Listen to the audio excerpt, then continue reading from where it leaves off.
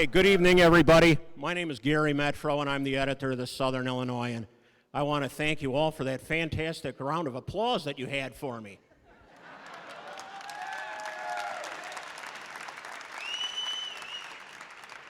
It's my privilege and pleasure to welcome you to this wonderful event for the 12th Congressional District Debate Series. This is quite a turnout, isn't it? I'd say rumors of democracy and decline are greatly exaggerated. The Southern Illinoisan is proud to sponsor this debate in Marion. We also appreciate and recognize our partners in presenting the debate, WSIU TV, the Belleville News Democrat, and the Paul Simon Public Policy Institute.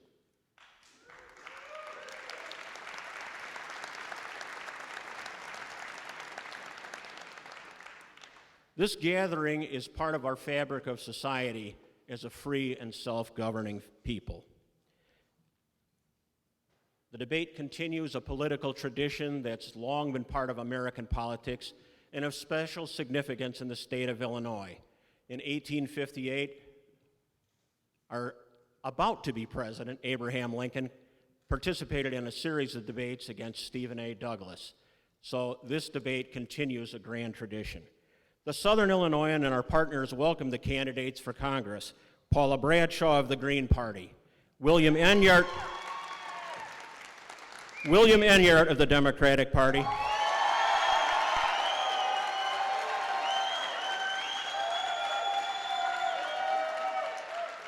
and Jason Plummer of the Republican Party.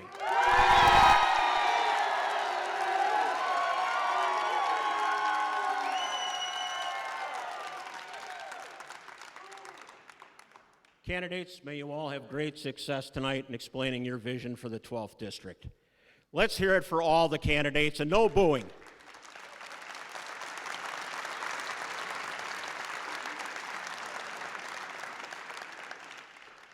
Tonight's debate will feature the candidates asking questions posed by 3 members of the news media.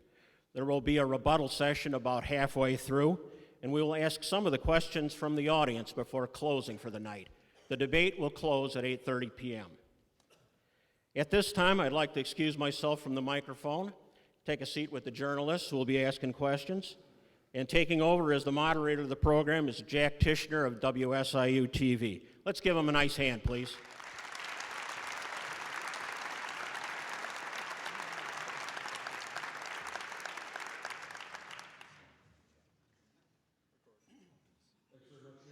A couple of housekeeping notes before we get underway.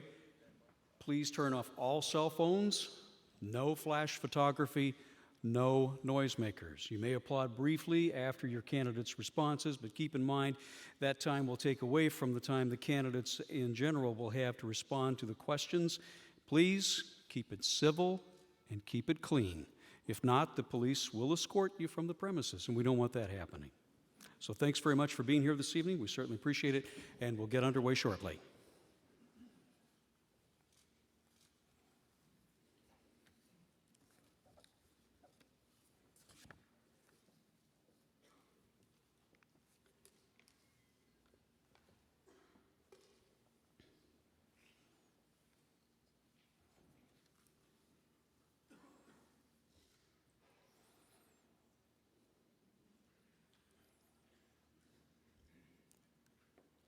Good evening and welcome to the second of 3 formal debates by the 3 candidates running for Congress in Illinois' 12th U.S. House District.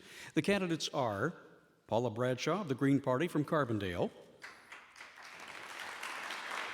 Bill Enyart, Democrat from Belleville,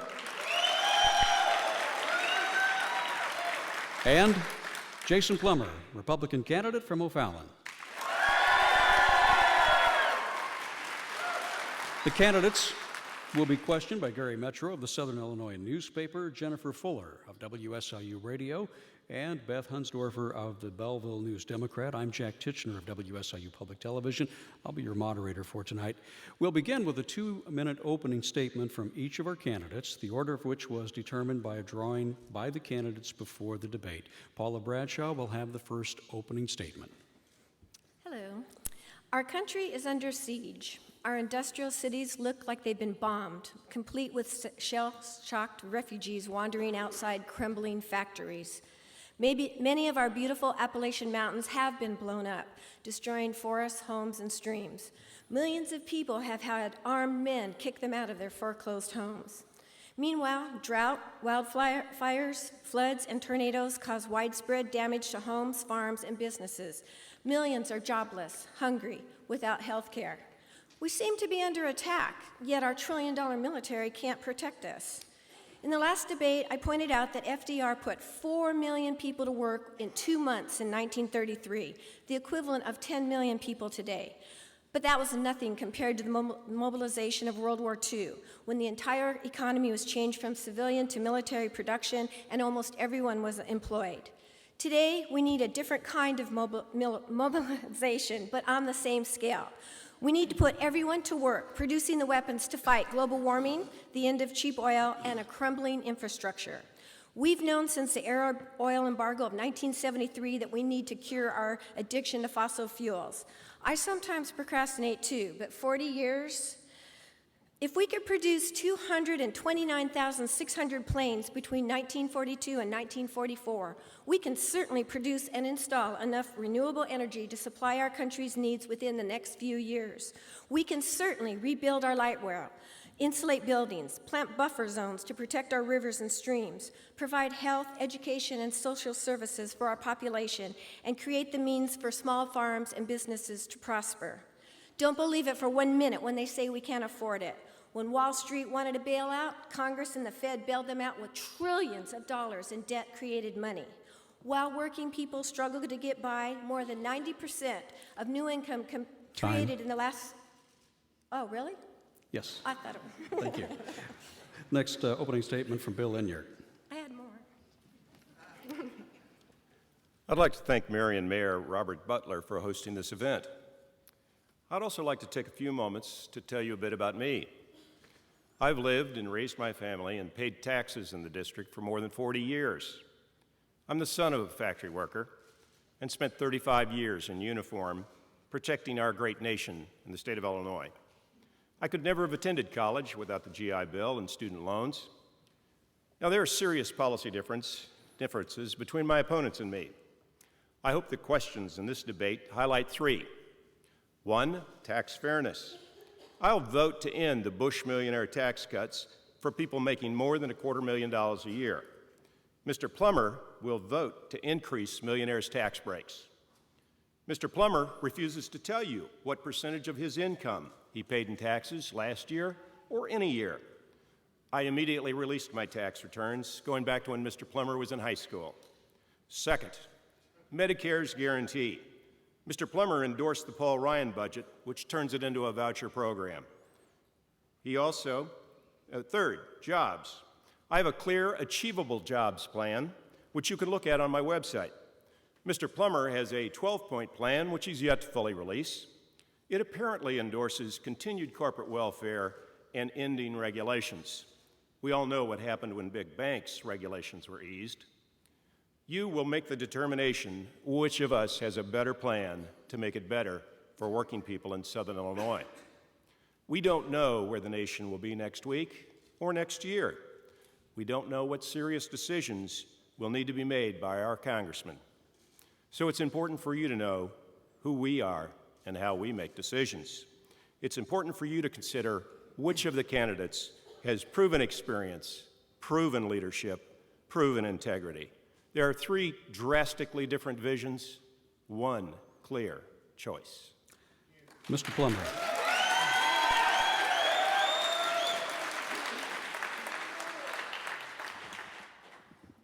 Well, I'd like to thank everybody for being here tonight. I'd like to thank the media organizations and other groups that helped put this event on. You know, I've been crisscrossing this district for months now, meeting with voters in every county, meeting with voters from a variety of backgrounds, talking about the issues that matter to them. The voters of Southern Illinois are anxious. People are frustrated. People are scared. If you look at what's happening in Southern Illinois right now, people don't feel that what's happening in Washington, what's happening in Springfield is addressing the needs that matter to them. Southern Illinois is an area tremendously blessed with resources. We have coal, we have oil, we have gas, we have Scott Air Force Base, we have SIU Carbondale. We're in a wonderful geographic location. We have all the natural resources, a great geographic location, and all the human resources I think anybody could ever ask for. Unfortunately, we're hurting. This congressional district has a 10.5% unemployment rate. My opponent here, Mr. Enyart, who seems fascinated by me, doesn't understand that people are hurting. He says things are getting better in Southern Illinois under President Obama. Every county in this district for the last 4 months has seen its unemployment rate go up. The state of Illinois today saw its unemployment rate go from 8.7% to 9.1%. Illinois has the highest foreclosure rate in the nation. We just saw in Franklin County another company shutting down, 360 more jobs. We see Pat Quinn, the governor of this state, a strong ally of my opponent, Mr. Enyart, shutting down the state facilities of Southern Illinois so he can transfer those jobs to Cook County. We need an elected official that's going to stand up for all of Southern Illinois, that's going to stand up for the entire congressional district, that's going to represent the policies and the plans we need to put people back to work. I'm proud to have laid out a jobs plan that talks about these issues. We don't talk about tax credits for companies and tax credits for individuals. We talk about real solutions for the real problems we're facing because the people of Southern Illinois thirst for answers, and we're delivering them.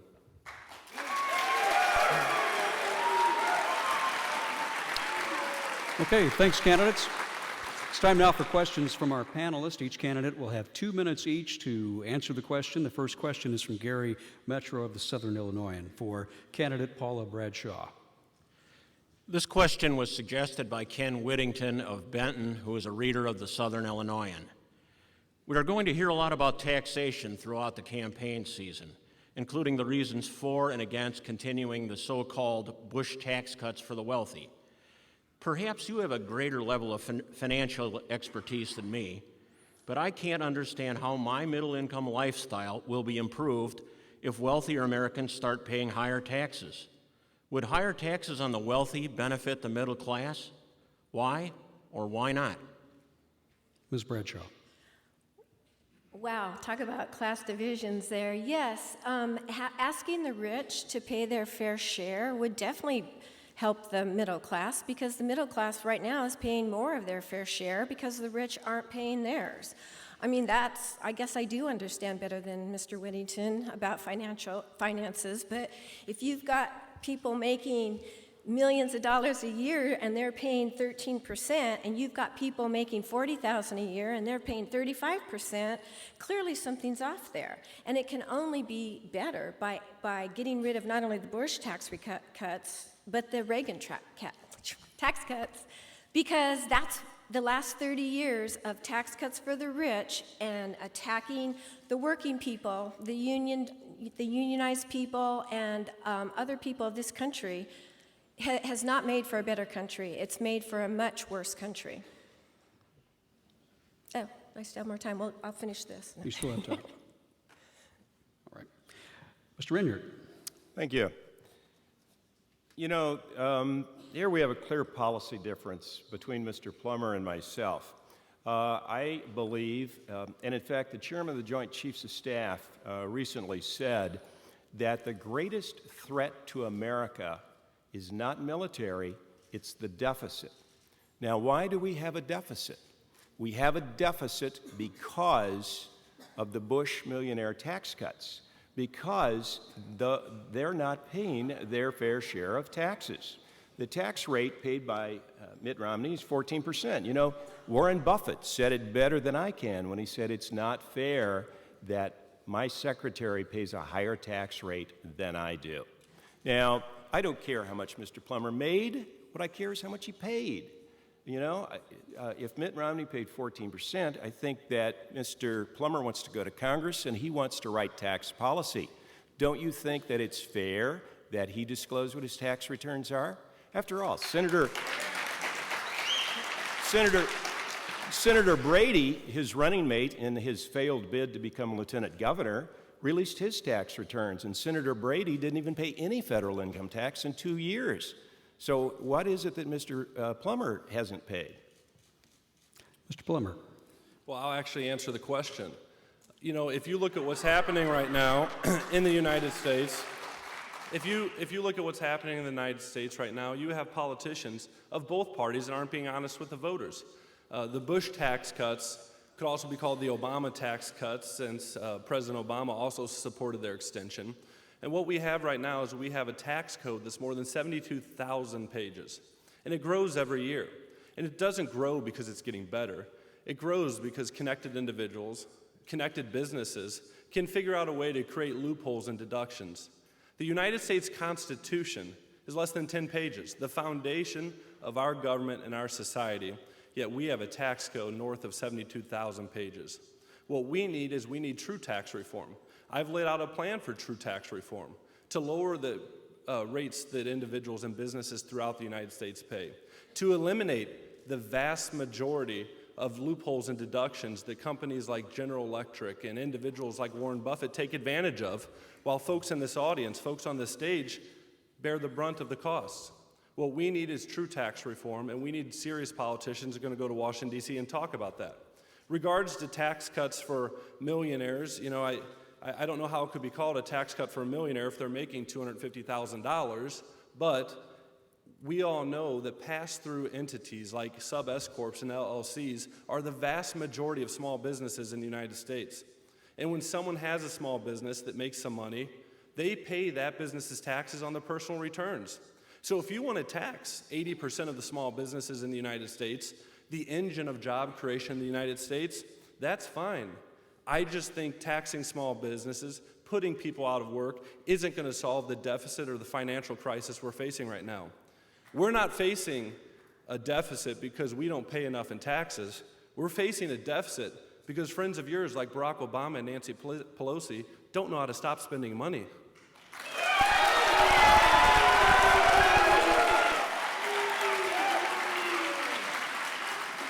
Our next question is from Jennifer Fuller for Bill Enyart. Mr. Enyart, there's also a question of what actually constitutes the middle class. How would you define the middle class based on yearly household income?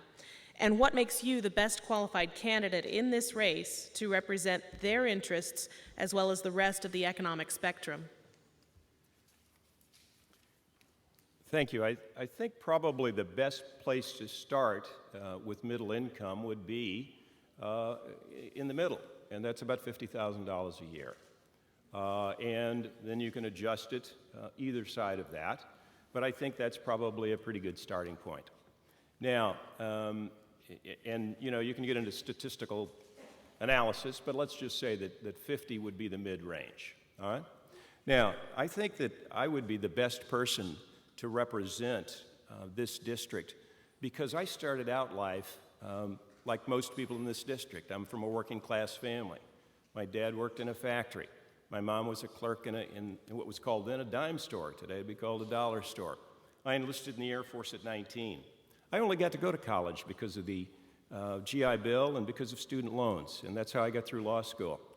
I think that my experience in working, and Mitt Romney the other day chastised the 47% of the people who don't pay income tax. You know what? I had to draw unemployment. I've been laid off. I know what it's like. I know what it's like to be one of those 350 families without a job. Now, I was lucky. I had the GI Bill, and I worked hard, and I made some money, and I became successful. I got promoted through the Guard to Brigadier General and wound up retiring as a two-star general. Promoted by a Republican president, selected to be the commander of the Illinois National Guard by a Democratic governor, and then promoted to a second star by a Republican president. So, by hard work and GI Bill and student loans, government programs, I got to where I am today. So I think I understand what it's like to work through these problems.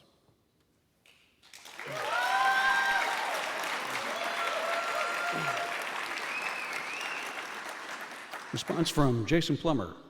Well, I think I'm the best person to represent the interests of those folks and everybody else in the 12th Congressional District because I'm willing to admit there's a problem. There's a serious problem. The unemployment rate in this district is double digits. People can't find work. Some folks on this stage think things are getting better, and I said before, things are getting worse. What's really frightening is if you look at our numbers and realize that over the last 4 months, every county has seen its unemployment rate go up. if you see the businesses that are shutting down, these people don't care if you're a Republican, they don't care if you're a Democrat, they don't care where you're from. They want to know if you're going to talk about the issues that matter to them. And that's why we've been crisscrossing this district, doing town halls, meeting with farmers, meeting with coal miners and doctors and teachers and nurses, talking about the issues that impact them, talking about what the federal government's doing right now to keep them from reaching the goals that they want to reach, keeping them from providing for their families in the way they'd like to. We need people that are going to push the correct policies. We don't need class warfare. We don't need divisiveness. We don't need partisanship. What we need are leaders. Leaders that are going to go out there and talk about the real issues. So when I meet with these folks and we take their ideas and we take their issues and we take their experiences and we put them into a job plan that talks about the failed policies of President Obama, talks about the failed policies of Nancy Pelosi, and talks about how we can fix those policies in a bipartisan manner like a lot of folks in Washington are trying to do. You know, Jerry Costello and John Shimkus, one was a Republican and one was a Democrat, but they worked together for Southern Illinois. They didn't say nasty things about each other. They didn't worry about how the other lived his life. They made sure they were representing Southern Illinois. I'm in this race to represent those coal miners. I'm in this race to represent the manufacturing facilities, the transportation companies, the doctors, the nurses, the teachers that can't find work, that see their children graduate school and have to move out of the area because they can't find jobs. Things aren't getting better, Bill. Things are getting worse, and we need leaders that are going to admit it and fix it.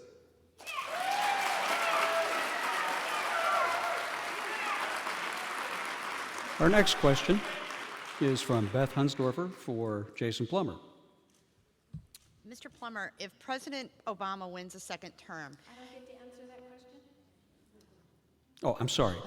Paula, my apologies. My bad. Well, you know, Mitt Romney, a lot of people made fun of him because when they asked him what the middle class was, he said anyone making $250,000 a year. But if you look at and to the rest of us who make $20,000, $30,000, $40,000 a year, that seemed ridiculous that he would think like that. But if you realize how very, very rich the top 1% are, then it doesn't seem so weird.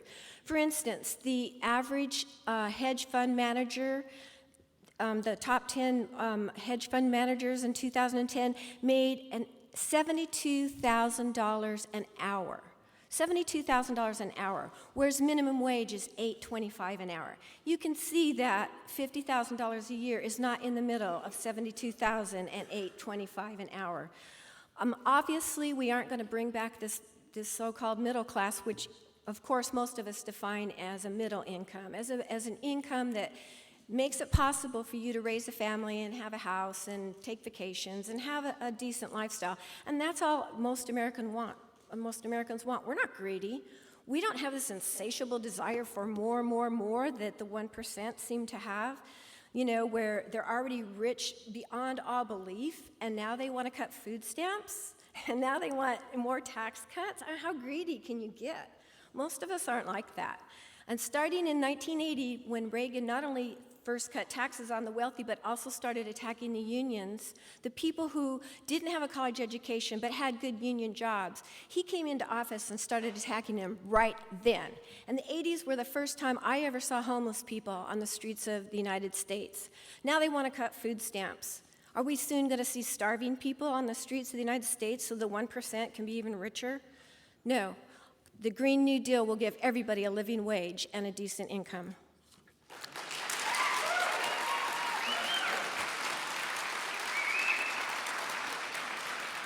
And now we're back on track. The next question is from Beth Hunsdorfer for Jason Plummer. Mr. Plummer, if President Obama wins a second term, he has said that he plans to take on immigration reform. In June, he announced that his administration would allow children of illegal immigrants, sometimes referred to as dream kids, to stay in the country legally. Do you support the DREAM Act? And beyond that, what kinds of immigration reform do you support? Should there be a pathway to citizenship for undocumented workers currently in the United States? Thank you. You know, everybody in this room is probably a descendant of an immigrant that came here at some point in time.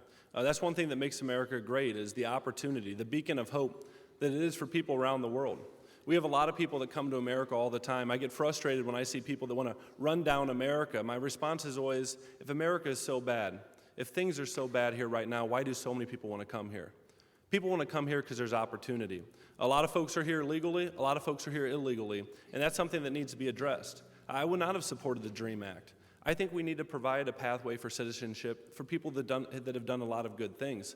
Unfortunately, if you look at the way that plan is currently structured, there's very little accountability. We know that there's national security threats, and we have to remain vigilant on our borders.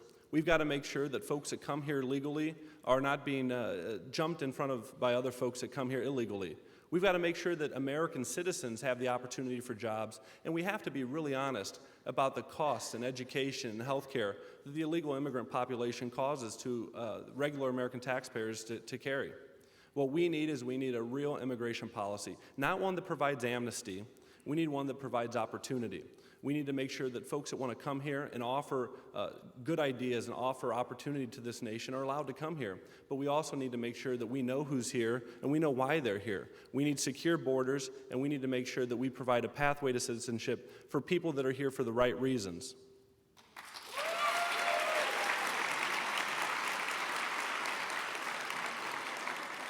Paula Bradshaw. Yeah, why do people come to the United States anyhow? I think it's because of the infrastructure that we have set up, where most everybody has running water. You know, billions of people on this planet, when they want water, they got to take a bucket down to the river. But because of our government spending on infrastructure, we have a very pleasant living condition in the United States. Hot and cold running water, sewer systems, transportation. We have it good here, and a lot of people want to come. Now, I'm kind of into, stable population, so I wouldn't say we should just throw open the borders. But part of the other thing that drives people to come here would be desperate conditions in their home countries. For instance, NAFTA. Before NAFTA passed in 1994, or when it started, there were 4 million illegal Mexicans, or people born in Mexico here. After NAFTA, by 2007, there was 12 million. They went from 4,000 to 12 million. Don't tell me they're coming here because of some dream of freedom. They're coming here because NAFTA destroyed jobs not only in the United States but also in Mexico. And dumping cheap corn on Mexico threw thousands of peasants off of their land, and out of desperation they came here. So, I kind of think if they're already here and they have kids here, well then yes, they should become citizens. But the other thing I would like to say is I'm against allowing any more disposed dictators and death squad leaders coming to this country. For instance, last week, Obama refused to extradite an ex-dictator of Bolivia who's wanted by the Bolivian people because of how many Bolivians he killed, and Obama refused to extradite him. And there was an ex-Mexican president who killed a bunch of his own people in the 90s, and he is now living here, like so many other dictators, and they're refusing to let him be tried and prosecuted for his crimes either.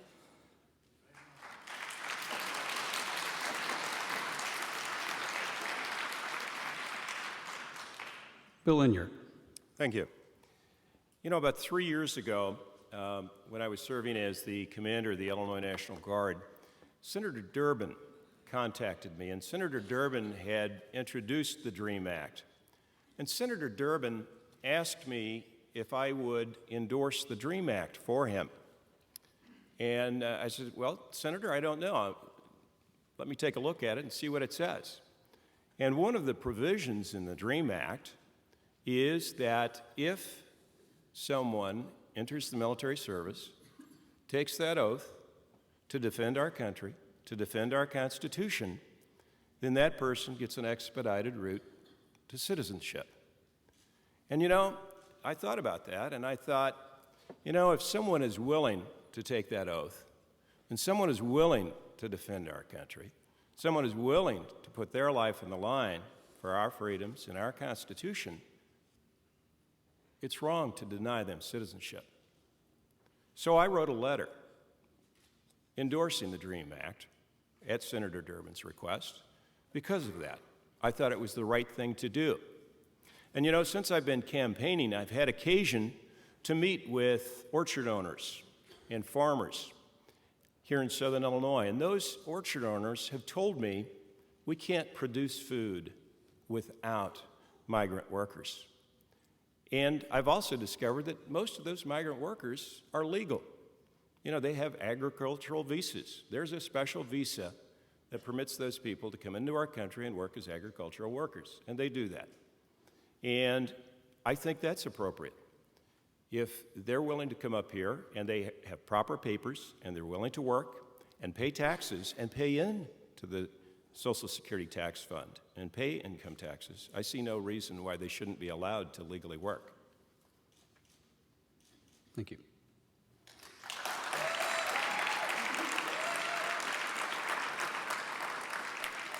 Next question from the panel comes from Gary Metro for Bill Enyart. This question comes from Angelo Hightower of Marion, who reads the Southern Illinoisan and may be in the audience. Given the partisan gridlock in Washington, what specifically would you do as a member of Congress to reach across the aisle? What issues are the most likely for statesmanship and compromise? And are there any specific issues that you would refuse to compromise? Thank you, Gary. You know, part of my job as the Adjutant General, as the Commanding General of the Guard, was to work across the aisle. I had to deal every day with legislators, Republicans, Democrats, state legislators, federal legislators. I was called to testify. And I found that I could work with both parties. I found that when you have to build a new armory, it wasn't a Republican armory or a Democratic armory, and in fact, I didn't even look to see if when we built that new armory in Carbondale, or when we built that new fire station in Sparta, or the new armory in Mount Vernon, I didn't even look to see whether it was a Democratic state legislator or a Republican, or a Democratic federal legislator or a Republican. I analyzed the situation to determine where it needed to be done and did the right thing. And I think that that can happen. I think that by working together, by being civil, and you know, you haven't seen any attack ads run by me. You haven't seen Bill Enyart endorsing attack ads. There have been attack ads run in this campaign, but they haven't been endorsed by Bill Enyart. And I think that bipartisanship is called for, and I think it can be accomplished. And I will work to do that.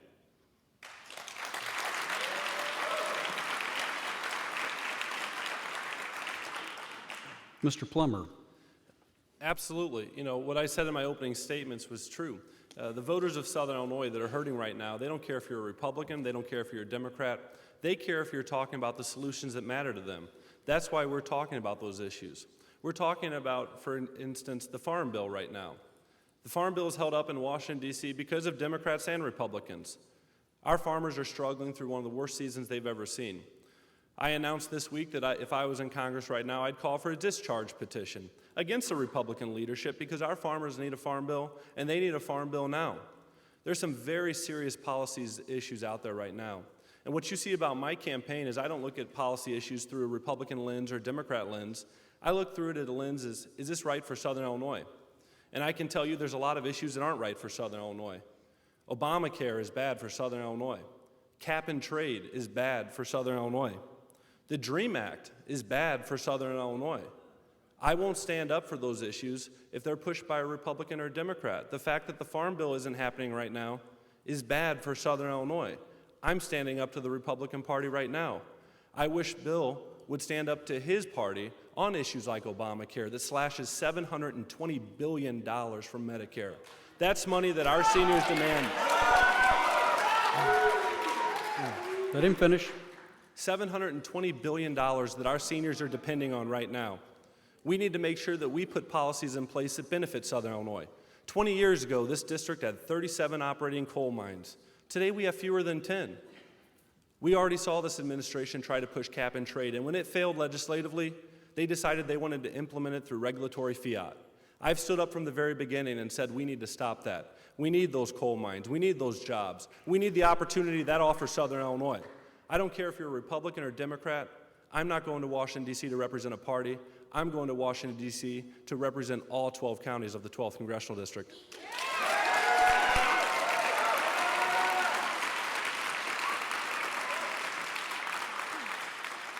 Paula Bradshaw. Well, we hear a lot of talk about compromise, and I kind of wonder why we hear so much talk about compromise when we don't see any in the Congress right now. And I think that that's a code word for capitulation, actually. What we see with the Farm Bill right now seems to be that they're holding it up as long as possible so that the legislators, desperate to get a Farm Bill passed, will throw millions of people off of food stamps, which would be a horrible thing. And I may be wrong about that, but I just saw it last year with the whole debt ceiling thing where they just ran it right up till the end of the clock and then started talking about cutting Social Security and Medicare. So I think that this whole refusal to compromise seems to be a way to make more reasonable people capitulate to unreasonable demands, and I think it's wrong. As far as cooperating on armories and war, well, Democrats and Republicans are always gung-ho for war, it seems to me. You name a country someone wants to bomb, doesn't matter if it's Democrat or Republican president, the Congress will go for it every time. Not to mention attacks on our civil liberties, the Patriot Act, the NDAA, passed with Democrat and Republicans. Why? That sort of thing, if you're talking about upholding the Constitution, that should be a no-brainer. You don't attack the Constitution. You don't pass bills that totally eviscerate not just the Bill of Rights, but the habeas corpus rights we've had since the Magna Carta. I'm sorry, but I'm not impressed with the Democrats or the Republicans. I think it's time we got a green in the House.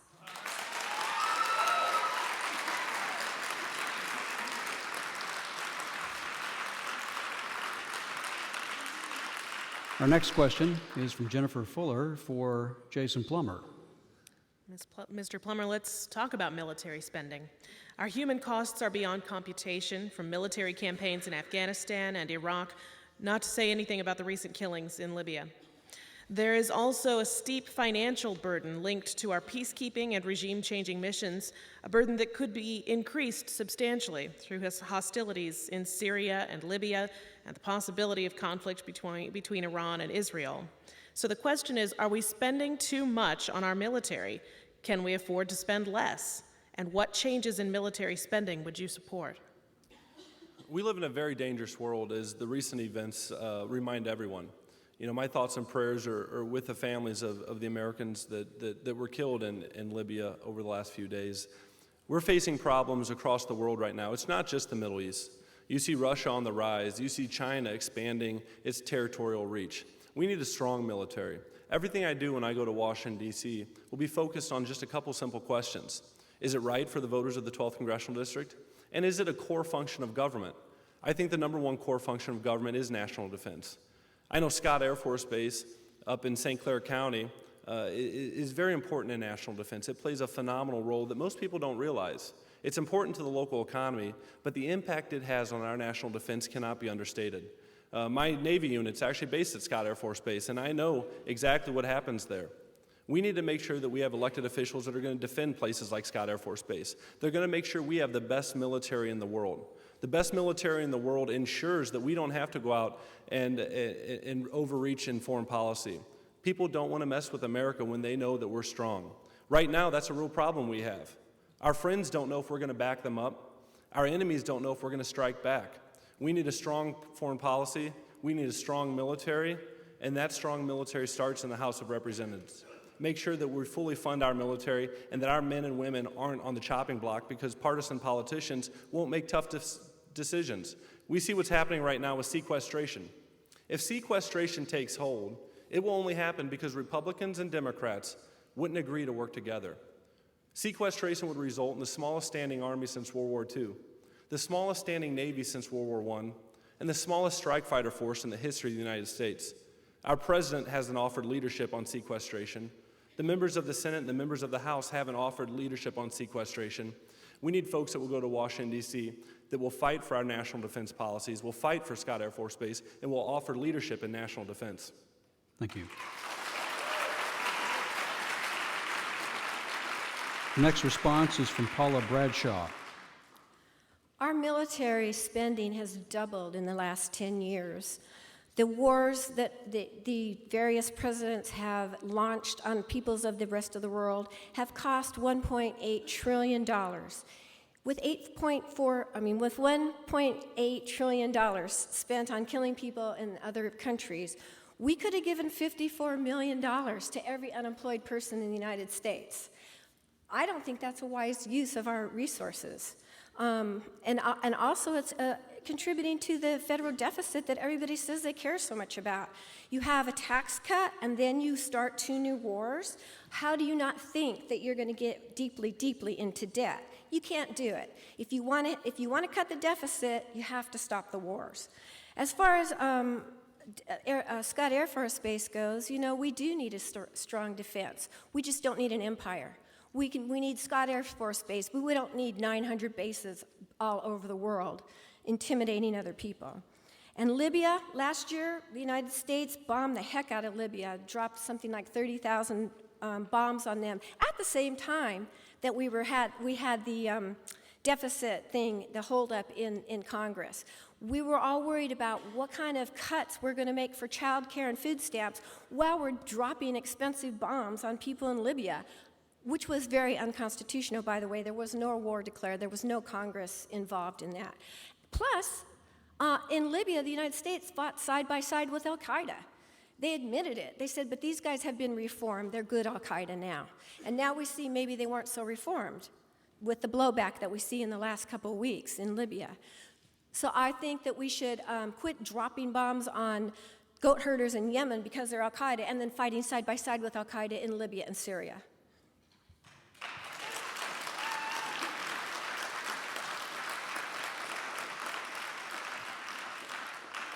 Response from Bill Enyart. With all due respect to the other 2 candidates on stage, there's one candidate on stage who can make a serious claim to having serious defense credentials. I've served as the commanding general of the Illinois National Guard for 5 years. I rose to the rank of 2-star general. I served on the Armed Forces Reserve Policy Board, directly advising the Secretary of the Army on national defense policy. I commanded 10,000 Army and 3,000 Air, more than 2,000 of them full-time. During that period of time, we fought the flood of '08, we fought the flood of '11, we fought blizzards. We made the largest single deployment to Afghanistan since World War II. I was the guy who signed the orders, sending your sons and daughters, your brothers and sisters into combat. That's an awesome responsibility. I took that responsibility very seriously. And when I go to Congress, you can count on the fact that I will take my responsibilities as a congressman very seriously. I'm glad that Mr. Plummer serves at Scott Air Force Base as a lieutenant junior grade. Among the people that I commanded were the 1,000 men and women of the 126th Air Refueling Wing at Scott Air Force Base. And in due deference to Ms. Bradshaw, those were my planes and my crews that launched out of Scott Air Force Base to go to Spain to refuel the fighter planes flying over Libya. Because our country has the resources and the ability to do that. Because we do have a strong defense. Because we do spend money on defense as necessary. But I believe that there is money that's wasted, and as a general, I know how to find it. I'm not afraid to grill a general in a congressional hearing and find out where they're wasting money and trim that waste. Thank you.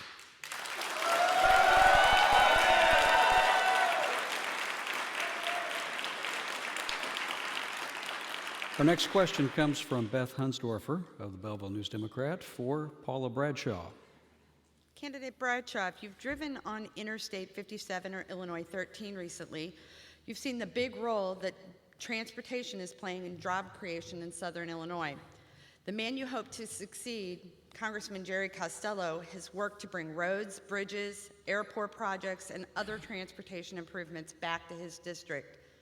As a member of Congress, what transportation projects do you see as the most critical for the region? What specifically would you do to leverage jobs potential of the air transportation at Scott Air Force Base, Mid-America Airport, the Southern Illinois Airport, and the Williamson County Regional Airport? Well, I find it interesting that you are so focused on airports when, as a Green, I would be much more interested in sustainable transportation, which would be much more focused on rail than air or even, trucks, even highway transportation. That's a massive waste of fossil fuels, and I think that part of my green transportation bill will be to encourage a return to the kind of sustainable transportation that we had before we started blowing the oil that this country had for 100 years. That would include river transportation, train transportation, and as far as personal transportation, that I would support, instead of spending $50 billion a year on fossil fuels and $50 billion a year on road building, which are temporary jobs, let's face it. Yeah, you see the guys out there with the orange cones, and they're busily working, and they're making good money, but it's going to be over soon. Sustainable jobs means that the jobs last for longer than a year or two, and that, the kind of, say, bringing back the light rail that was ripped out of Southern Illinois a few decades, or many decades ago, if you brought back the light rail, not only would it provide construction jobs, but it also would provide ongoing jobs and driving the trolleys and things like that, the kind of jobs that pay well and last and contribute to the bettering of our society and our environment. In other words, why force every person to have a personal fossil fuel-driven vehicle by spending more on highways than you do on light rail or public transportation or other forms of sustainable transportation?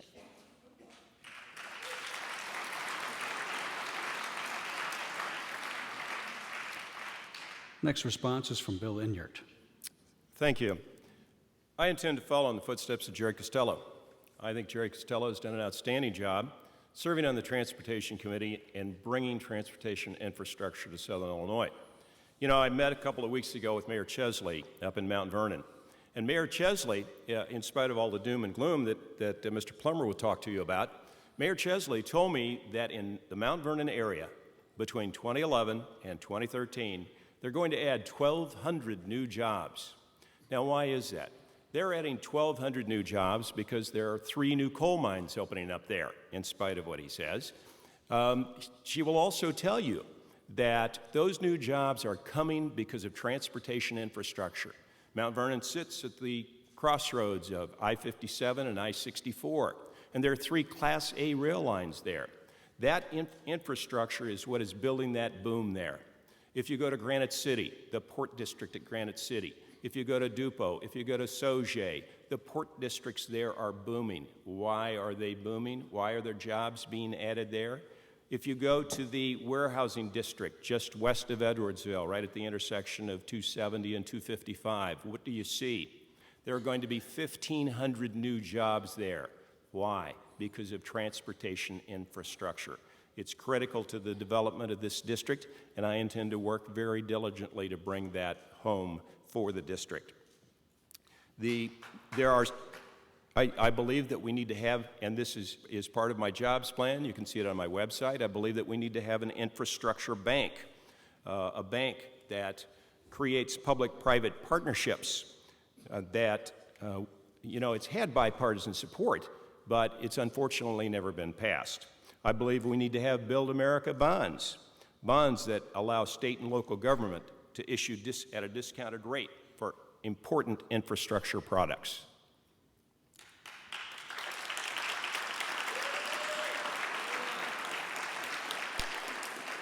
Jason Plummer. I think when there's a problem, in order to solve the problem, the first thing you have to do is admit there's a problem. Bill, we're losing jobs. Every county in this district has seen its unemployment rate go up for the last 4 months. The state of Illinois just saw its unemployment rate go up 0.5%. People don't find it humorous when you gloss over their struggles. People don't find it humorous when you won't admit they're hurting. I know people in Southern Illinois are hurting. The way we turn that around is we admit they're hurting and we talk about policy. I'm here to talk about policy. I said earlier, one of my #1 goals in Washington, one of the #1 things I focus on are what are the core functions of government. #1 core function of government, national defense. #2, the infrastructure of this great nation. Southern Illinois is tremendously blessed with our geographic location. our access to roads, our access to rail, our access to river traffic that gets our farmers' products, our coal miners' products, our manufacturers' products out into the global marketplace. That infrastructure is crumbling right now. That infrastructure is crumbling right now because Southern Illinois has long been neglected. We need someone that's not going to just represent St. Clair County or Belleville, Illinois. We need someone that's going to represent all 12 counties of this district. Someone that understands that it's important for our farmers and our coal miners to get their product through Chester to the river, but they can't do that when the roads of Chester are crumbling. We need to make sure those roads are repaired. There's only one Republican from Illinois on the Transportation Infrastructure Committee, and he's retiring. The Republicans are going to be in control of the majority of the House after November. I look forward to going to Washington. I'm going to fight tooth and nail to get on the Transportation Infrastructure Committee so that we can make sure those funds come to Southern Illinois, so that we can make sure that we rebuild our levees and we rebuild our locks and dams, so that we rebuild our rail network and our road network, so that our small businessmen and our farmers and our coal miners can get their product out there, so we can expand our economy, and so that we can actually bring real substantive jobs to the families of Southern Illinois.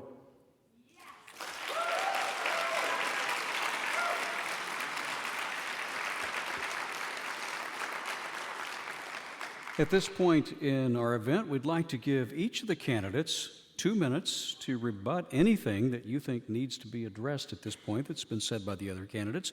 We're going to start the rebuttals with Paula Bradshaw.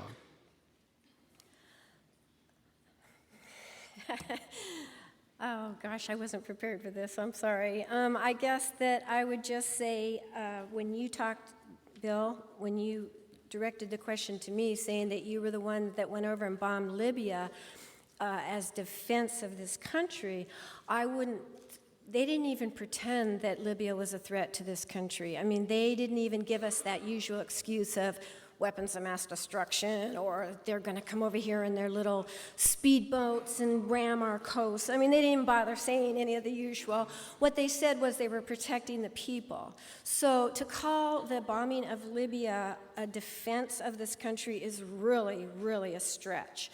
That was just pure imperial overreach. It was illegal, and it was wrong. That's what I said.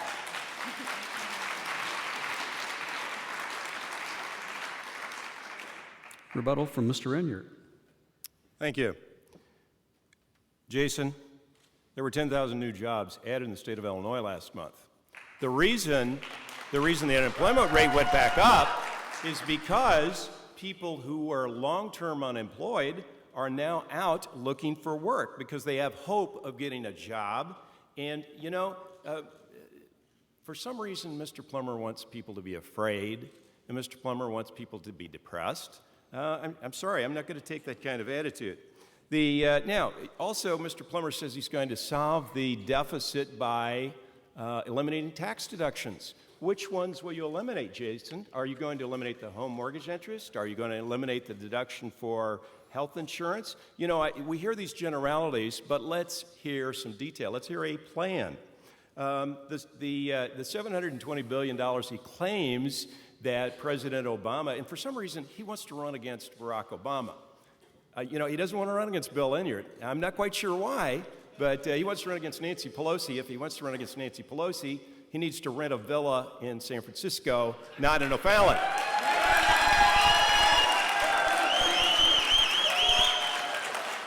He claims that I am out of touch and I don't understand what it's like to be unemployed. I'm going to tell you something. I've had to draw an unemployment check. You know, I've got an uncle who's a retired coal miner in Sparta, Illinois, and he had to draw unemployment because he got laid off from the mines. I know what it's like because I grew up working class and having to struggle to get to where I am today. I wasn't born with a silver spoon in my mouth.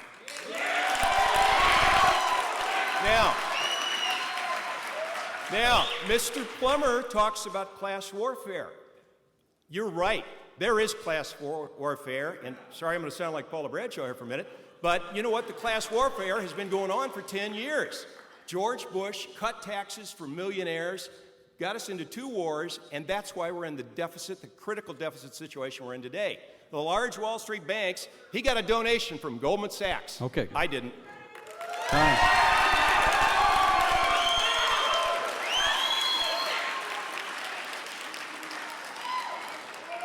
Mr. Plummer. If you look at what's happening right now, it's quite fascinating. My comments are focused on the people of Southern Illinois. Bill Enyart likes to talk about me. I'm more than happy to talk about me. You say I'm an inherited millionaire. I look out in the audience.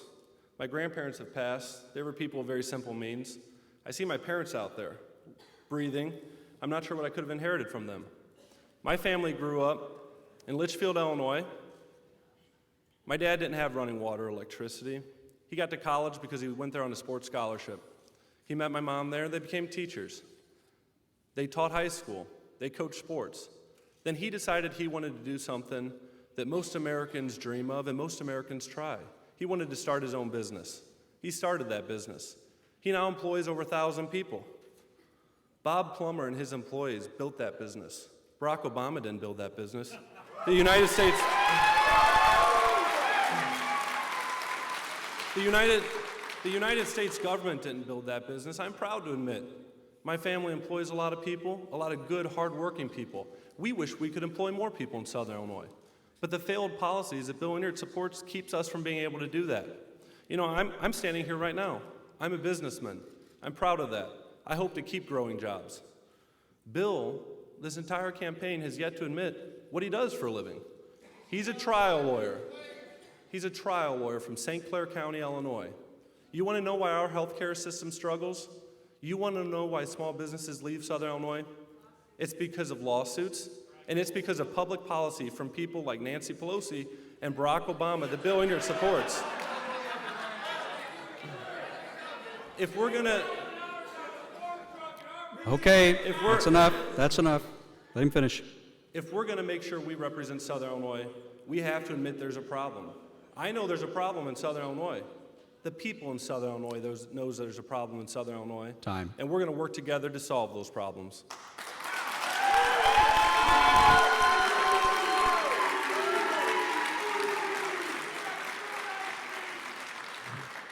We should let the audience debate. You're doing a good job out there. I want to go back to the panelists now for some questions. Each candidate has, again, 2 minutes to answer. Next question comes from Gary Metro for Jason Plummer. Mr. Plummer, this question comes from numerous readers of the Southern Illinoisan and also people in the audience tonight who had the same question. As we grapple for answers to our nation's never-quenched thirst for energy, some people are looking at natural gas as a very abundant source of clean fuel. But there are concerns about one method being used to access the gas, hydraulic fracturing, or fracking as it is commonly known. Illinois, especially Southern Illinois, is seen as a potential source of natural gas that would be recovered through fracking. We also are a region at considerable risk of a cataclysmic earthquake, and there are concerns about contaminating our water through fracking. Where do you stand on fracking? I support accessing all of our natural resources. The economy of Southern Illinois is built by the coal industry, the ag industry, the oil and gas industry. That's where our people find work. When you flip on a light switch, you thank a coal miner. When you turn on your lights, when you get that utility bill, when it's low, you thank the folks of Southern Illinois. When it's high, you realize the people in Southern Illinois aren't working in the coal mines. They're not accessing our natural gas. They're not accessing the oil that we've been blessed with. I support fracturing for oil. I know Senator John O. Jones from Mount Vernon, Illinois. He's been in the business. He's fracked over 500 wells and never had a problem. There's nobody on this stage that wants to harm the environment. There's nobody in the audience that wants to harm the environment. What we do want to make sure we do is in a safe, thoughtful manner, we access our natural resources. We put our men and women back to work in the coal industry, the oil industry, the gas industry. Those resources aren't just jobs in Southern Illinois. They're lower utility bills for people around this nation. They're opportunity for our children when they graduate high school, or a 2-year college, or a 4-year university, when they come back from the military. 20 years ago, we had 37 operating coal mines. Today, we don't have 10. We see what's happening in Pennsylvania and Ohio and the Dakotas, where the unemployment rate's 4%, slightly better than our 10.5% in Illinois, in the 12th Congressional District. We know that we could bring down our unemployment rate. We know we could access those resources in a safe manner. And when I go to Washington, D.C., I'm going to make sure that absolutely every single person in Southern Illinois that wants to work in the oil fields, wants to work in the natural gas industry, that wants to be in the coal mines, has the opportunity to be there, and they can provide for their families.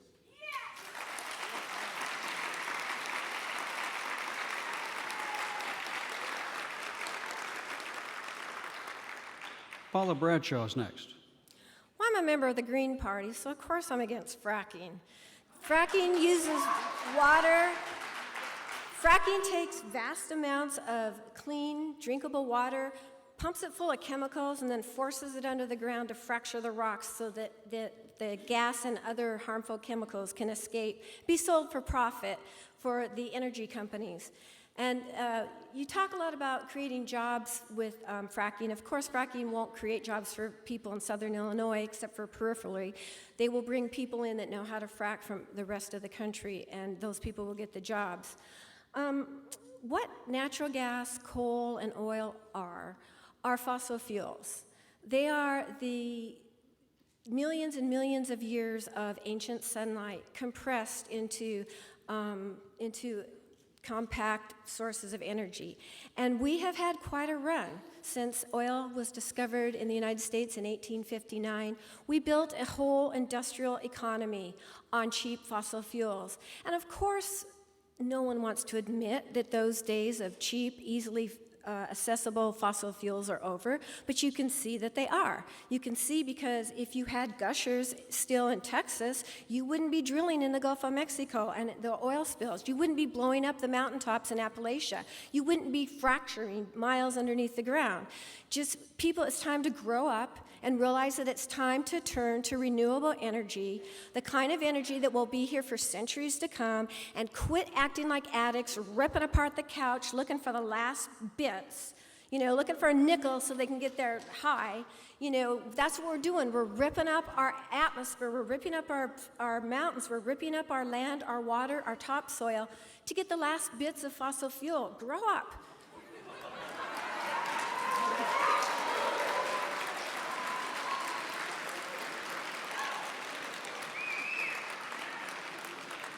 Response from Bill Enyart. Thank you. This nation needs a sound, strategic, long-term energy plan, a long-term energy policy. We don't have that. What we have is an ad hoc, thrown together, fill-the-gap energy policy. We need to evaluate all of our natural resources, all of our energy sources, and we need to incorporate all of them. A critical segment of that, of course, is coal. And we must end our dependence on foreign oil, which we've come a very, very long way towards doing that. Now, fracking is here. Fracking is happening. It's happening around the globe. And it's driving natural gas prices down, which is good for the consumer. It's bad for the coal industry.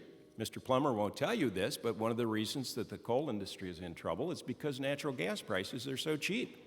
And we need to evaluate all of our sources of energy and build them into a sound, long-term strategic national plan. That's what needs to happen. Now, what concerns me greatly also is Mr. Plummer has countless times said we need to do away with regulations. We have to get regulations off the back of business. Now, I have read about fracking, and fracking is very, very safe as long as you do it right, as long as you properly put the pipes in the ground and do all of those things. But what happens when you get corporations? Remember Massey Coal in West Virginia? Yeah, what happened in Massey Coal? All those coal miners died because the coal mines sought profits over safety. So we cannot allow fracking to go on without proper regulation and oversight.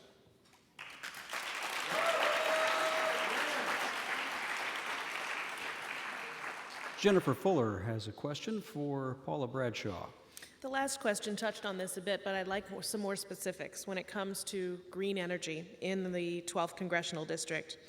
Are we heading in the right direction in pursuing existing green technologies, or would we be better served by funding research and development of newer green technologies and withholding major capital investments until we have more options? And if you could be specific on what types of energies you would support. I'm sorry, I didn't hear the sentence before the last part. Are we headed in the right direction by pursuing existing green technologies, Or would we be better served by funding research and development of newer green technologies and withholding major capital investment until we have more options? Oh, withholding, okay, I didn't hear what you said, sorry. No, we already have proven technologies. Wind and solar have, already wind is supplying 4% of the energy in this country, and that's with massive subsidies to the fossil fuel industry and very, very little to wind or solar. We need to flip that around. We need to know that continuing to subsidize fossil fuel companies, oil companies who already make record profits, why do they need our tax money? Take that money and use it to pay for wind and solar projects, to use the power of the federal government, for instance, like the Paul Simon building has solar panels on it. Every federal building should have some sort of renewable energy supplying it. The federal government is a big, big money spender, and it should spend the money on the right things, and that would help these businesses that are making these products, and that would just bring more and more jobs in wind and solar, for instance. Now, as far as investing in other green technologies, yeah, I'm all for that. That's where we should be directing our research dollars, not into how, coal sequestering or whatever the boondoggles of the day are. We should be definitely investing in new technology and research to see how we can completely transition off of carbon-based fuels without going to something very, very dangerous like nuclear. We need to have just renewable that will be here in the decades to come, the centuries to come, and not blow up our biosphere for, a couple decades of fossil fuels. So both is the answer.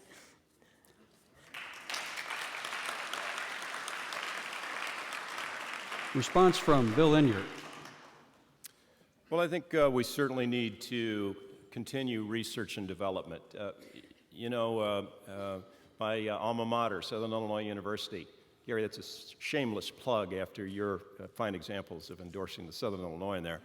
Southern Illinois University has a great coal research facility. And by increasing resources in research and development, that's what drives the cost of technology down.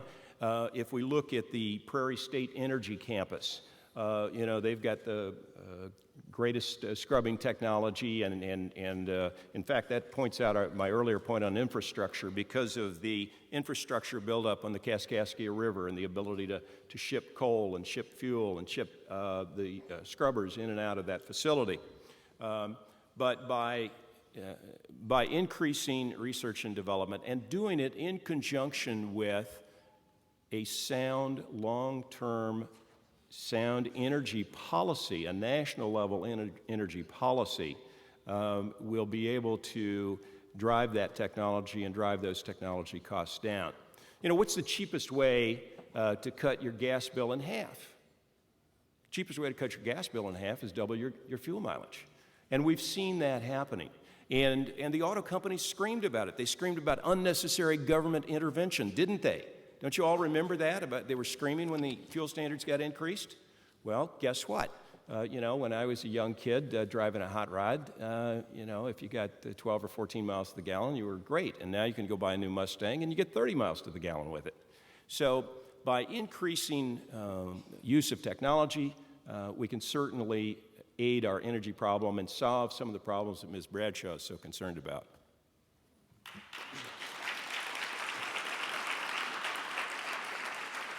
Mr. Plummer. What we need in the United States is an all-of-the-above energy policy. We need That's to make enough. sure. Please continue.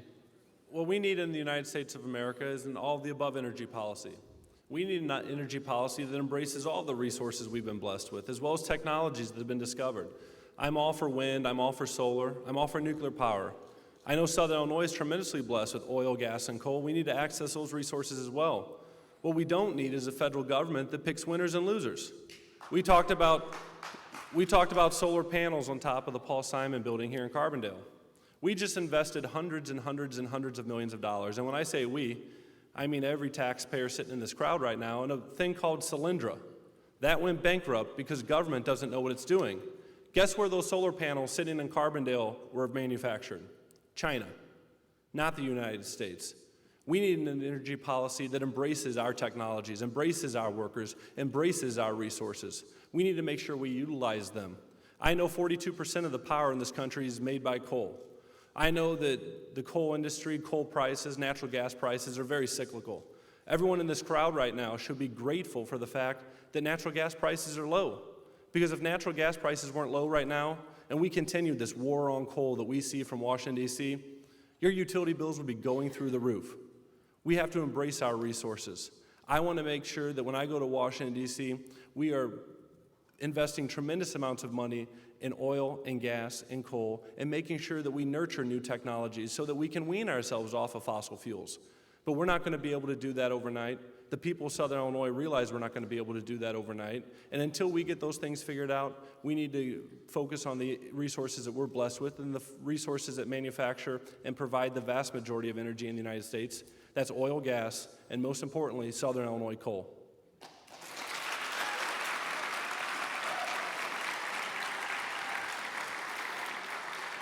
Up next, Beth Hensdorfer for candidate Bill Enyart.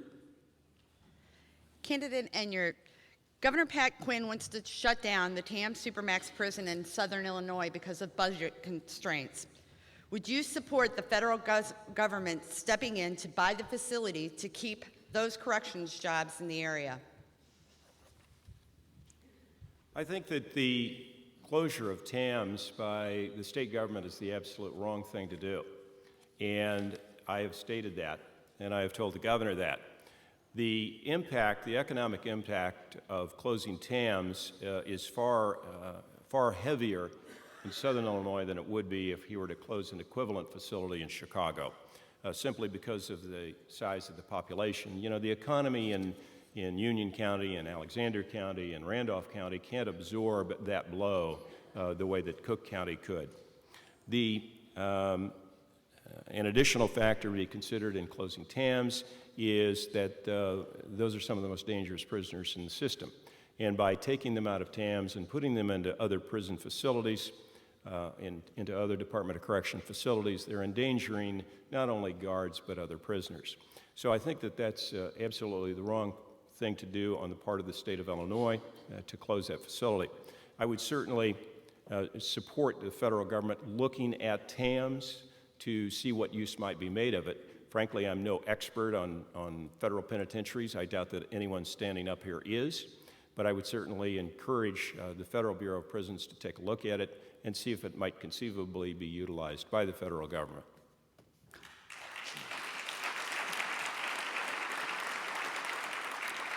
Jason Plummer. You know, there's a war that's been going on in Southern Illinois for a long time. It's being waged by the folks out of Chicago who control Springfield, Illinois right now. I think a lot of people in this room, I know I have, I've seen what's happening. I realize the impact that their policies are having on Southern Illinois. It's not just TAMS, it's the youth center in Murfreesboro, it's the rehabilitation center in Carbondale. These provide very important functions in our society. They provide some very, very important jobs, well-paying, quality jobs for hundreds of Southern Illinoisans. You know, I've been fighting these folks from Chicago and these folks from Springfield for a while now. I wish Bill would have had the foresight I had, and instead of donating money to Rod Blagojevich and Pat Quinn, I wish he would have voted against them, voted against their policies that destroy Southern Illinois. TAM shutting down is catastrophic. Murfreesboro and Carbondale shutting down is catastrophic.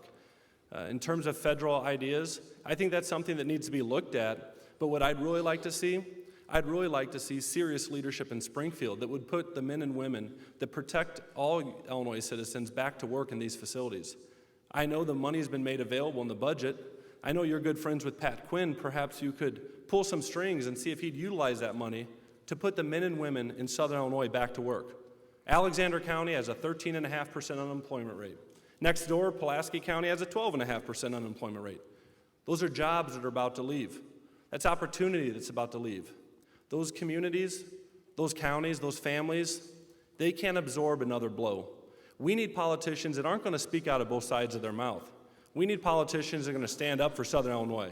We need politicians that are going to fight for the policies that will protect the jobs in Southern Illinois. I know I'm the candidate that's been standing up for all those members of AFSCME that work at those prisons. I know I'm the candidate that's been meeting at those facilities, talking about the issues that are impacting those facilities. And I know when I'm elected, I'm not going to kowtow to the folks from Chicago. I'm going to stand up to Chicago and fight for Southern Illinois.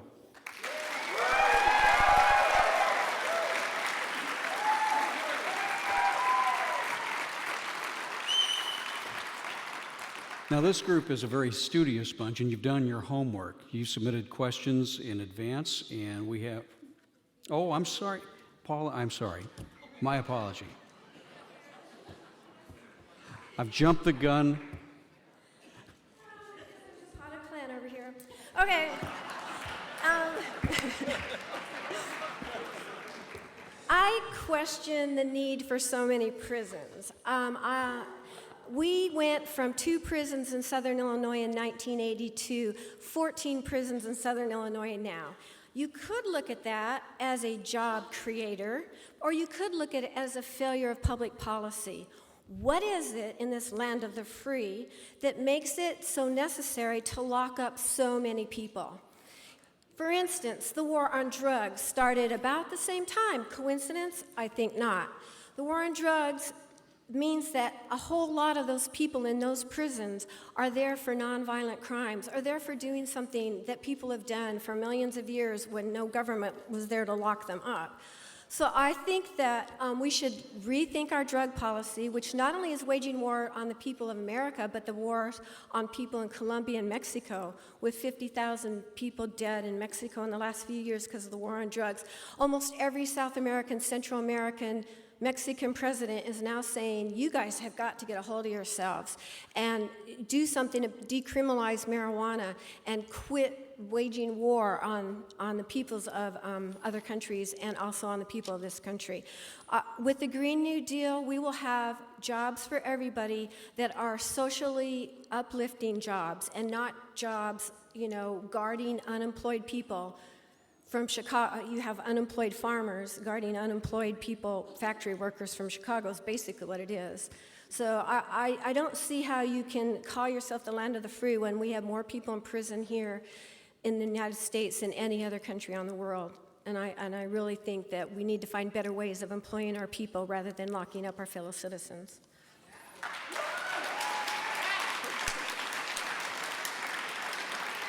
And if you're keeping score, Paula, that's 2 strikes against me. What'd you say? All right. As I said, this is a very studious bunch, and you've done your homework. And I've got some questions for the candidates. This is kind of a lightning round. We're going to go 30 seconds each on the answers, so keep it brief. First question goes to Jason Plummer. With many community colleges and some universities in this district, what are you going to do to help college students make it in life? Well, the first thing I'm going to do is when they graduate, I'm going to make sure there's a job waiting for them. The youth unemployment rate we see right now in this nation, in this state, is catastrophic. It's tragic. When our children graduate from John A. Logan Community College or Wren Lake or Southwestern Illinois College or Shawnee College down in Pulaski County, they have the tools necessary to go out in the workforce and provide for their families. Unfortunately, the jobs aren't there for them. The first thing we can do, the most important thing we can do to make sure our young folks can provide for their families and have an opportunity is make sure there's a job waiting for them. Thanks very much. Paula Bradshaw. Well, college was very affordable in this country throughout the 60s and 70s, and I would say that as a decent society, educating our children should be one of our top priorities. So I would say we should fully fund our schools and universities and make sure that our students don't have a big old debt when they get out into the real world, and that there are jobs waiting for them with the Green New Deal, not coal mining. Bill Enyart. Thank you. What I believe we do is we must develop our infrastructures so that we can have economic development in this district. In addition to developing economic infrastructure, physical infrastructure, what we have to develop is what I call people infrastructure. Jason Plummer's endorsed Paul Ryan's plan, which slashes student loans and slashes Pell Grants. That is not the right thing to do. I've had a student loan. I paid my student loan back. I know what it's like to be somebody who needs a student loan to get through college. Second question we'll start with Paula Bradshaw. Where do you stand on same-sex marriage and/or civil unions? Well, I think that same-sex marriage would be the way to go. You know, you have okay, number one. I don't think that churches should be forced to marry people if they don't want to. Right now, you have churches that will marry same-sex couples. That's different from the government support of marriage that we have. The government support of marriage that we have should be open to everybody, and whether or not they're same-sex couples or alternate or opposing sex couples or opposite sex couples, you know. Thank you. So Bill I Enyart. support the same-sex marriage. Yeah.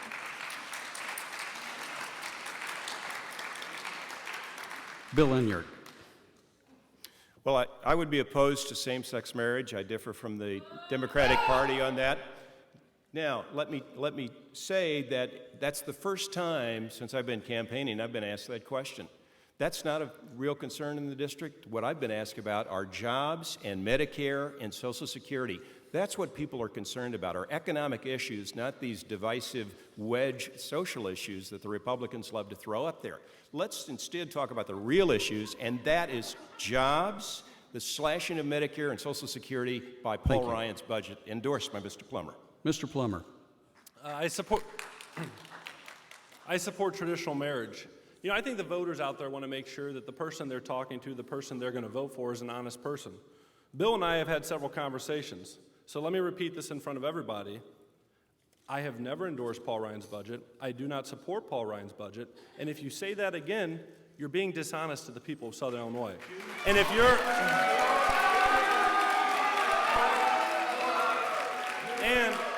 And as I said before, if you're going to be honest with... All right. If you're going to... One at a time.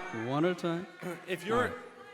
If Moving you're on gonna to be- the- If you're moving going on to to be the next dishonest with the question. voters of Southern Illinois when you're asking for their vote, what are you going to do when you're their congressman? All right.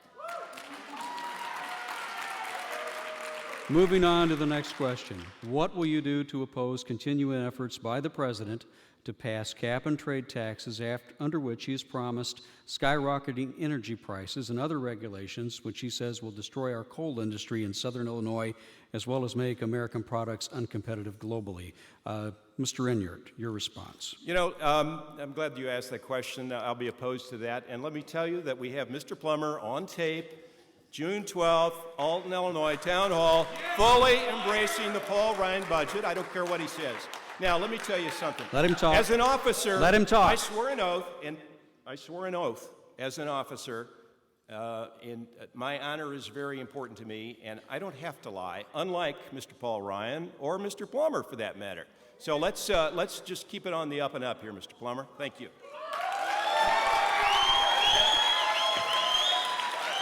For Paula Bradshaw. I think cap and trade is a horrible way to deal with our climate problems. You do not turn over the fate of our ecosystem to Wall Street. We know that Wall Street gambles. Okay. We know that Wall Street doesn't care about anything but making money. And we know that since Kyoto, the rest of the world has done a cap and trade system, and all it's led to is higher carbon emissions in the last 12 years, so clearly it doesn't even work. I would definitely be opposed to turning our environment over to cap and trade. Thanks very much. Mr. Plummer. Well, if you're going to oppose cap and trade, you have to stand up to regulatory overreach. We have an EPA that wants to regulate how much dust a combine kicks up. We've got a Department of Labor that wants to regulate whether or not 15-year-old kids can work on a family farm. I oppose cap and trade, and I oppose people who support cap and trade. As the Illinois Coal Association said at the coal rally in Franklin County last Saturday, if you support the current administration, you don't support coal in Southern Illinois.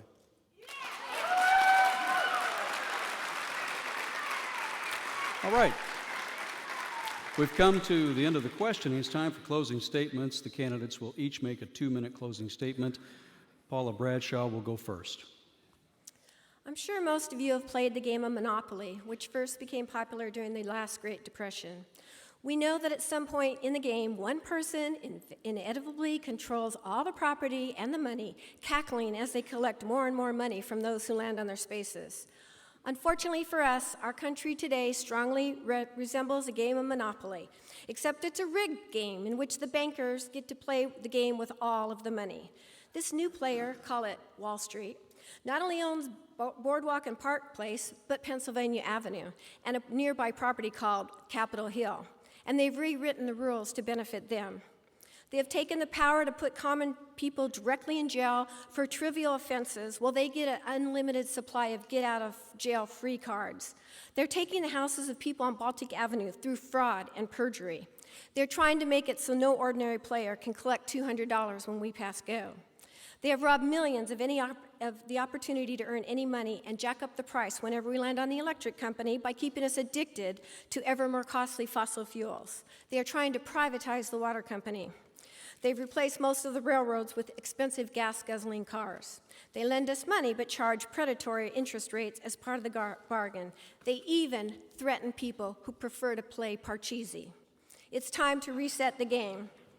We need people in Congress who will make sure that fair rules are made and followed, who will protect public property, who will make sure that the top 1% are taxed fairly, that money is distributed fairly, that everyone has an opportunity to continue playing and earn a decent living, and who respects the rights of people in other countries to go their own way. Our economy should not be an institution in which a privileged few are allowed to game the system. In fact, it shouldn't be a game at all. The economy affects how we live and our quality of life. We need to rein in those who are manipulating the system and institute new rules that give every child born in America an equal and fair chance to thrive. That is what I will do my best to do to create if elected as your next representative. Thank you very much.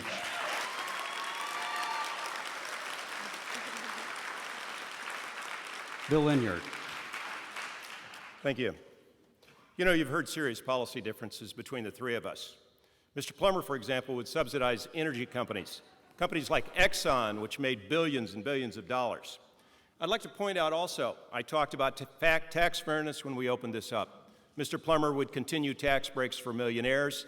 He wants to write tax policy, but he won't tell you what his interest in that tax policy is. Mr. Plummer, when will you release your tax returns? When are you going to show us what percentage you pay?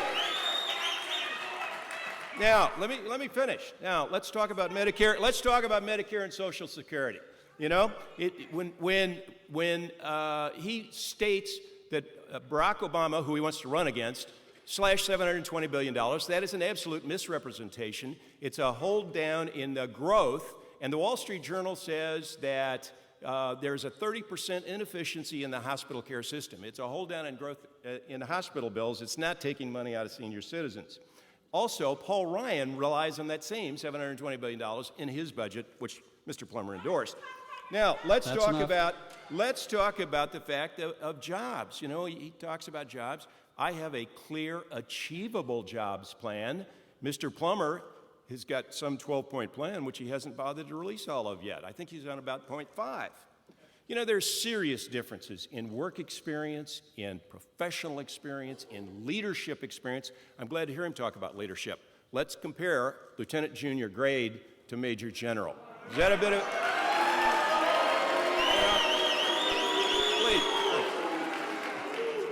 Let him finish. Let him finish. I've led 13,000 Army and Air National Guardsmen and run a $650 million budget for the last 5 years through floods, blizzards, and the largest combat deployment since World War II. Jason Plummer, your closing statement. We do have serious policy differences. We've got people on this stage that have a very different view of Southern Illinois and a very different view of where they want to take Southern Illinois. I've talked with people in all 12 counties. We've done meet and greets, we've done town halls, we've talked with farmers and coal miners, doctors and nurses, teachers, police officers, firefighters, and everybody says the same thing. They said, what are we going to do about the federal government? My number one goal when I go to Washington, D.C. is to shrink the size and scope of the federal government. When you shrink the size and scope of the federal government, you won't worry about your Second Amendment rights being infringed upon. You won't worry about the government getting in the way of tough medical decisions. It should be family choices. You don't have to worry about out-of-control spending. You don't have to control about trillion-dollar deficits. We need people that are going to talk about substantive issues and substantive answers. Our jobs plan is pretty clear. I encourage everybody to go to our website and look at it. It talks about true tax reform. It talks about reining in and out of control federal government. It talks about the EPA. It talks about the TRAIN Act and the RAINS Act. It talks about making sure we uphold every promise we've made to our seniors. The Congressional Budget Office, it's not Republican, it's not Democrat, it's relied upon by the president for facts. The Congressional Budget Office says that Obamacare cut $720 billion from Medicare. The Wall Street Journal, which my opponent just referenced, says that Obamacare cuts $720 billion from Medicare. I'm here to make sure we uphold every promise we've made to our seniors. I'm here to make sure that when our children graduate from local high schools or local community colleges or four-year universities, or when they come back from the military, they have an opportunity to find jobs. You're not serious about jobs in Southern Illinois. You're not serious about representing the values of Southern Illinoisans unless you're willing to admit that we have a problem in Southern Illinois. The problem is simple. Washington, D.C. has been taking it to Southern Illinois for far too long. I'm going to Washington, D.C. to take Southern Illinois and common sense values there.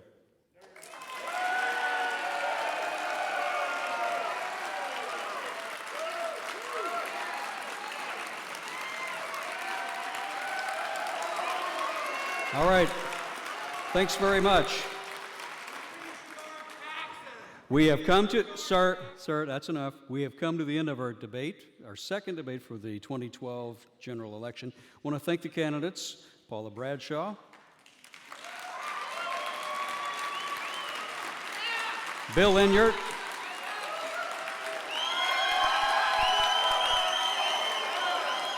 and Jason Plummer.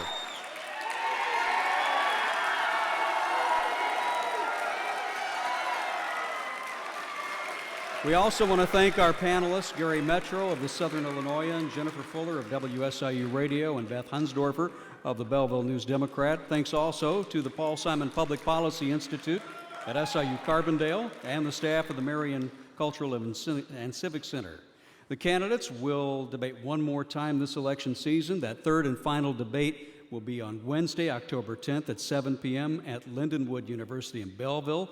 The debate will be streamed live at thesouthern.com and Belleville News Democrat, BND.com. The debate will air on WSIU television on October 12th. That's a Friday at 7 p.m. The Belleville debate is open to the public. And we want to thank you tonight for watching. Thank you for listening. Thank you for being here. Good night from Marion.